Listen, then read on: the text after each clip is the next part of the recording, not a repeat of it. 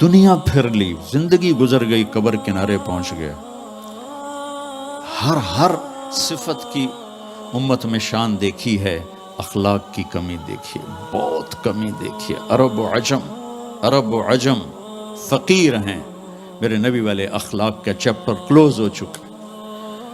یہ اسلام کا سب سے مشکل چیپٹر ہے۔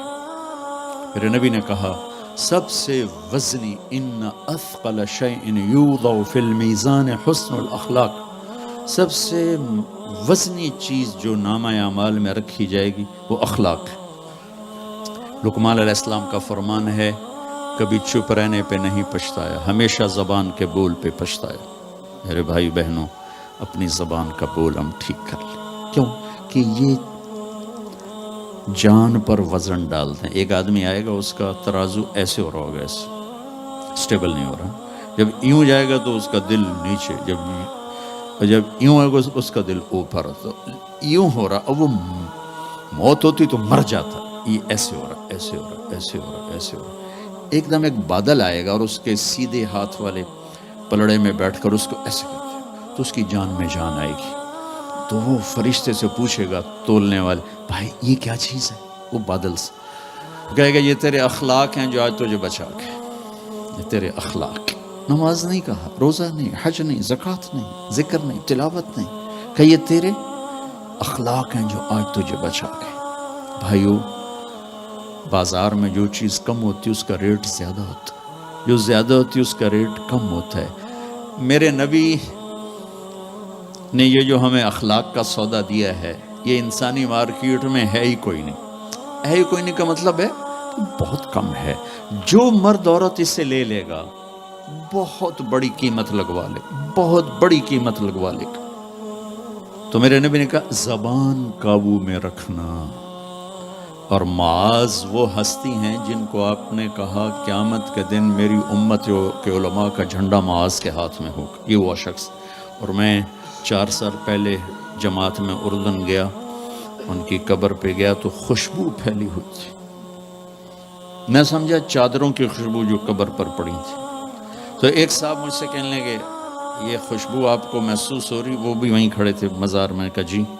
کہا یہ چادروں سے آپ سمجھ رہے ہیں؟ میں کہا جی ہاں۔ کہا سونگو۔ میں نے چادروں کو سونگا، کوئی نہیں۔ اس نے کہا یہ قبر سے آ رہی، جب سے یہ بندہ یہاں سویا ہے یہ قبر سے آ رہی۔ 18 ہجری میں، 18 میں 1434 میں گیا، 1416 سال ہو چکے ہیں اور اس بندے کی قبر سے خوشبو آ رہی، اتنی بڑی ہستی۔ اور ان سے یوں کر کے سمجھایا کہ معاذ یہ زبان قابو میں رکھنا۔ میرے بھائیو، انسان اپنی نیچر نہیں بدل سکتا، وہ ٹورانٹو میں رہے یا وہ چاڈ میں رہے یا وہ میں تو ان صحراؤں میں پھرا ہوں، زندگی کا خوفناک نقشہ دیکھا ہے، ہزاروں سال پرانی زندگی۔ انسان اپنی نیچر میں میٹھے بول کا محتاج ہے اور کڑوے بول کا زہر برداشت نہیں کر سکتا۔ سانپ کے زہر کا علاج موجود ہے، کڑوے بول کا علاج موجود کوئی نہیں ہے۔ تو ان سب مستورات سے اپنے آپ سے کہتا ہوں، وہ اپنی زبان کے بول کو میٹھا کر لیں، خاص طور پر رشتوں کے آگے، ماں باپ کے آگے، بیوی کے آگے، بیوی خاوند کے آگے، اولاد ماں باپ کے سامنے، ماں باپ اولاد کے سامنے۔ اپنی اولاد کو بھی عزت دو۔ میرے نبی نے کہا اکرموا اولادکم، اپنی اولاد کو عزت دو، وہ لوٹ کے تمہاری طرف آئے گی۔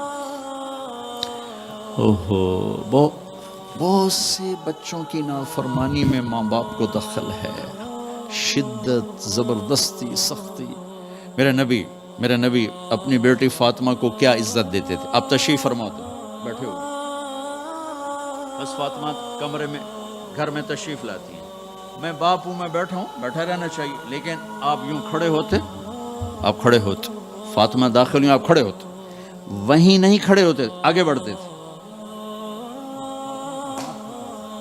اور یوں چومتے تھے، بوسہ لیتے تھے، پھر ہاتھ پکڑے پکڑے پکڑے آ کر ان کو چارپائی پہ بٹھاتے تھے، اس کے بعد خود بیٹھتے تھے۔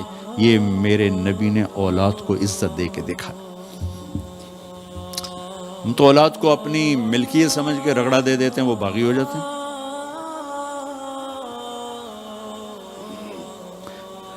رشتوں میں زبان کا استعمال، تعلق میں زبان کا استعمال، یہ انسان کو اونچا اور نیچا کرنے والی بہت بڑی چیز۔ اس لیے جب کبھی غصہ ہو چپ ہو جاؤ، بولنا نہیں۔ غصے میں آدمی صرف نبی صحیح بول سکتا ہے، غصے میں صرف نبی صحیح بول سکتا ہے، باقی کسی میں یہ طاقت نہیں کہ غصے میں وہ صحیح بول سکے، لہذا چپ ہو جاؤ، گزرنے دو لہر کو، اس کے بعد جو کہنا چاہتے ہو کہو، ورنہ پتہ نہیں کیا ہو جائے۔